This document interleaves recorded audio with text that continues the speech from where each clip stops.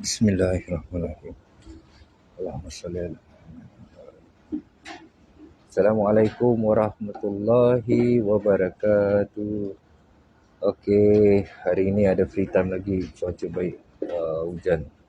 Dah berapa hari pagi hujan. But today hujan sampai this time sekarang dah pukul 1 Singapore time. Okay, I hope everyone dalam keadaan sihat dan sentiasa sihat, sentiasa think positive. And to especially to my siblings, to my keponakan semua mudah-mudahan with this video kita dapat especially like me, saya dapat remind myself and dapat remind my keluarga. Today I nak share tentang ikhlas. Okay, ikhlas. Dia basically is about ikhlas, tapi soalan dia is about kekecewaan. Kenapa kita selalu kecewa? Okay, this is the problem dalam kenapa kita sikit-sikit kecewa.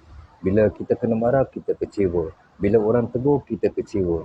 Bila kita buat sesuatu perkara, lepas tu tak jadi, kita kecewa. Bila kita tengah anything lah, kebanyakan apa yang kita buat ni semua kecewa kerana kita tak ada ikhlas dalam diri kita.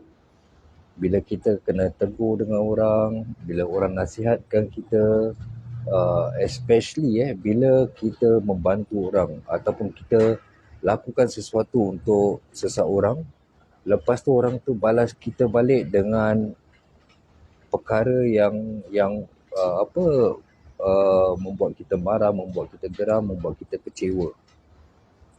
The problem is, masalah dia tu pasal kita tak ada ikhlas. Itu yang jadi masalah, sumber masalah dia. Because bila kita buat sesuatu, kita tolong orang, lepas tu orang tu tak balas kita balik dengan perbuatan baik yang kita lakukan pada dia, ataupun okay, kita jangan kata orang luar lah, we just talk about dalam lingkungan kecil adik-beradik kita, keluarga kita, family kita, lepas tu jiran-jiran, mungkin jiran-jiran ataupun kawan-kawan kita yang rapat dengan kita. Kita mulakan daripada kecil dulu.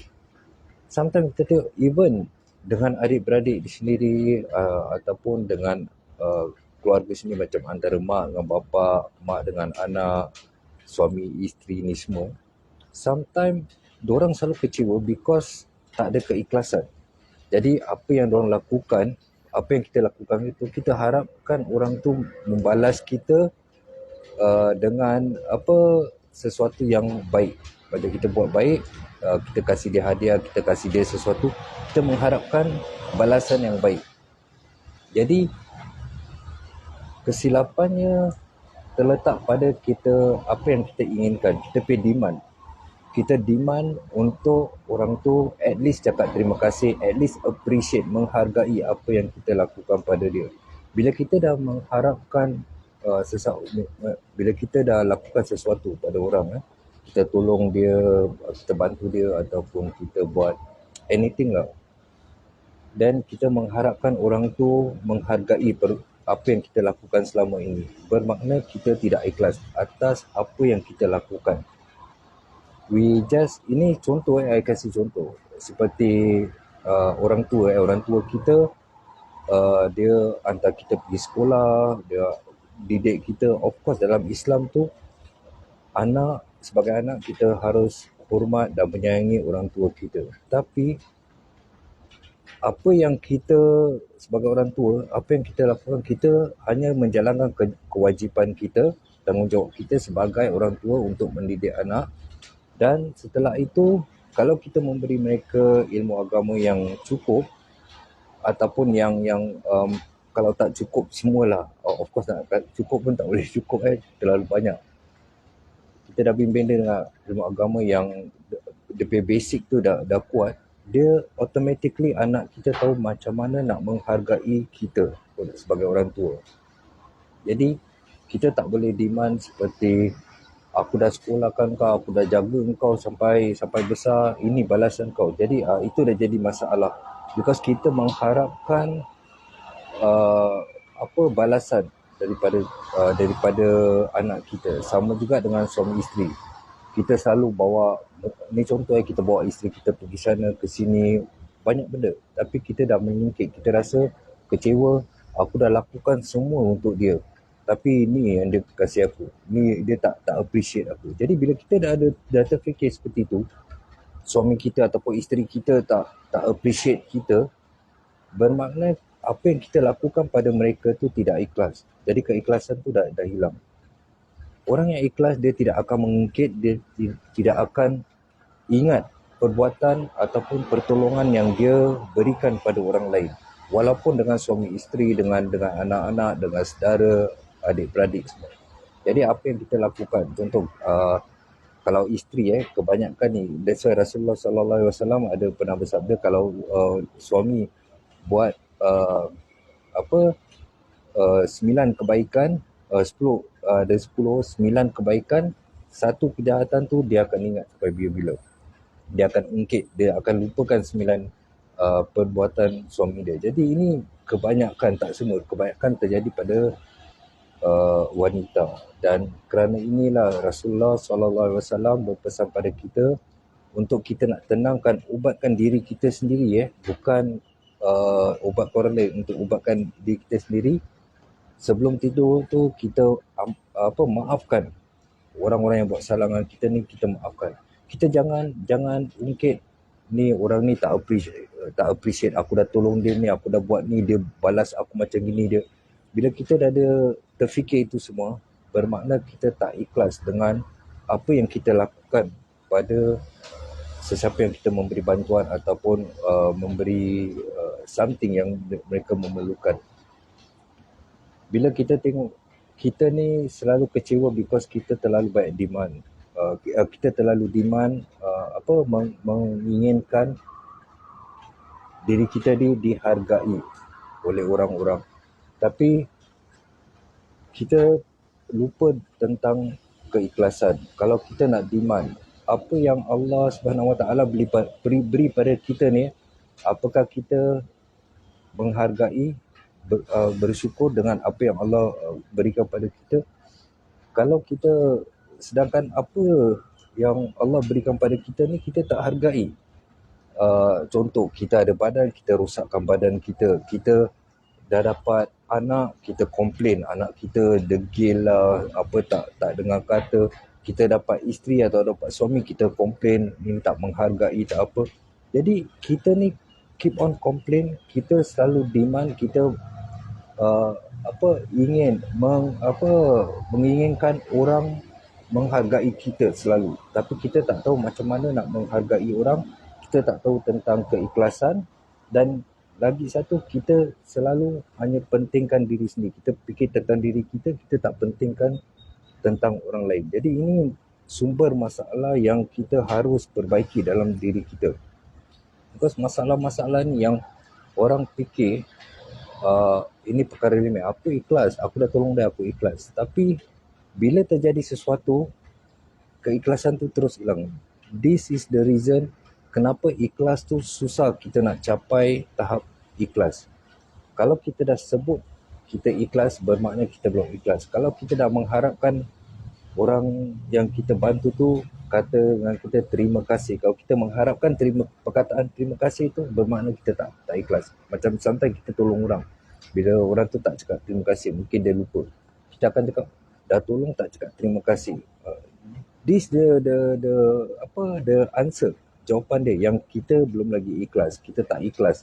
Jadi kerana kita tak ikhlas itulah masalah tu datang pada kita, penyakit tu datang pada diri kita, dan kita selalu kecewa. Kita selalu kecewa, disappointed dengan orang ni, disappointed dengan orang tu, disappointed dengan pekerjaan, disappointed dengan bisnes kita. Kerana kita selalu mengharapkan, harapan kita ni, instead of kita mengharapkan daripada Allah, kita mengharapkan daripada makhluk-makhluk. Itu yang membuat kita rasa kecewa. Jadi kita harus lupakanlah tentang mengharapkan orang menghargai kita. Memang ada beberapa quote ataupun so-called nasihat. For me, that is not nasihat. Because nasihat yang merosakkan actually. Ada nasihat-nasihat seperti Orang kata apa, kalau seseorang tu dah tak menghargai diri kita setelah apa yang kita lakukan, tinggalkan orang tu. Itu bukan sifat-sifat Islamiah. Okey, kita tak boleh lakukan itu because kalau kita lihat apa yang terjadi, yang Rasulullah sallallahu alaihi wasallam lalui, apa pun terjadi dia pemaaf, dia maafkan dan dia tidak ungkit. Yang dulu aku dah tahu, only certain stage whereby bukan dengan orang Muslim, seperti dengan orang Yahudi ada perkara yang pernah terjadi. Dan juga dengan orang Yahudi juga Rasulullah tetap melakukan kebaikan walaupun orang tu membuat Rasulullah bukan kecewa, membuat Rasulullah marah, sedih. Jadi kita nak kena tingkatkan keikhlasan kita. Kita jangan sampai mengungkit. Ada orang tu fikir kalau mengungkit tu bila kita lapaskan dengan orang tu, dulu aku dah tolong kau, kau tak tolong aku, itu baru mengungkit. Sebenarnya bila kita mengungkit dalam diri kita, bila kita dah terdetik,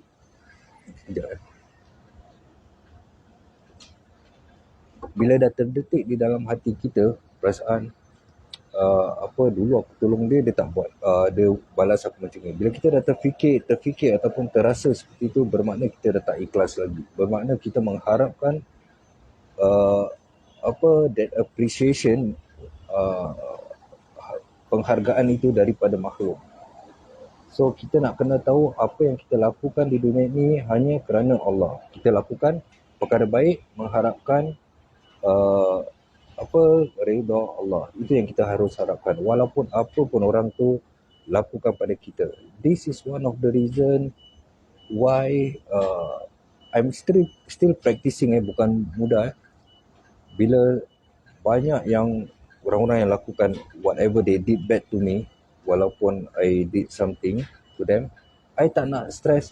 Seperti orang ni kata, seperti ada orang cakap, kau dah buat dia macam ni, kau dah tolong dia buat kau macam ni. I don't want to think about it.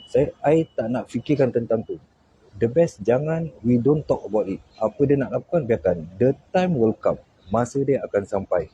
So selagi kita ungkit, selagi kita ingat, kita bukan menyakiti hati orang tu, tapi kita menyakiti hati kita sendiri. Kita membuat diri kita sendiri kecewa. So what's the point?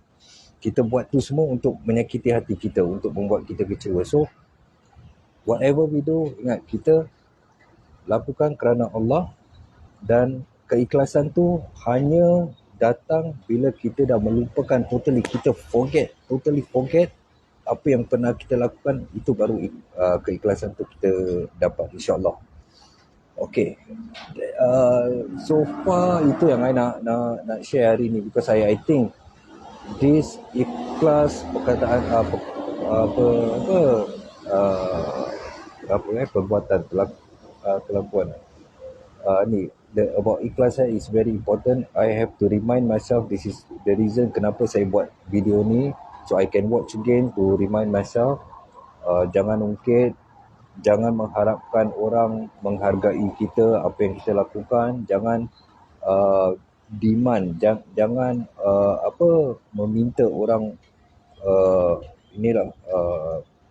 menghargai kita atau ucapan terima kasih ataupun balas kita dengan perbuatan baik yang kita lakukan. So forget about it. Once kita lakukan sesuatu, kita lupakan. Especially dalam hubungan suami isteri, adik-beradik, anak dengan orang tua, ni dalam family dulu. Apa yang kita lakukan, kita buatkan. Contoh, kita tolong isteri kita cuci pakaian. Sebenarnya bukan tolong, itu kewajipan kita. Kita tolong kemas rumah ni semua, lepas tu kita ungkit, aku dah tolong kau ni, aku dah tolong kau masak, habis kau buat aku macam gini. Bila kita lakukan itu, bermakna kita tak ikhlas. Apa yang kita lakukan tu semua tak ikhlas. Sama juga dengan isteri. Bila dia kata dia dah lakukan terbaik, dia buat macam gini, tapi suami dia tak ambil indah, selalu sakit ke hati dia, tak appreciate dia. Bila kita dah terfikir gitu, kita merasai gitu, bermakna kita tak ikhlas. Maka sia-sialah perbuatan kita itu kerana tak dapat ikhlas dan tak dapat pahala. So kita kena kejarkan pahala. So lagi-lagi about suami isteri, when we do something tu, kita kejarkan pahala sebagai ibadah dalam rumah tangga. Bukan kita kejakan, menghargai, appreciation, ni semua. Dan bila kita mengharapkan itu semua, sia-sialah uh, uh, apa yang kita lakukan selama ini. Okay, now time for me to continue my work. I'm at Coffee Bean. Ni masih dengan laptop. So sekarang dah hilangkan stres sikit, dah buat video ni. Nanti insyaAllah bila I free, I will share again in the next video. Assalamualaikum warahmatullahi wabarakatuh.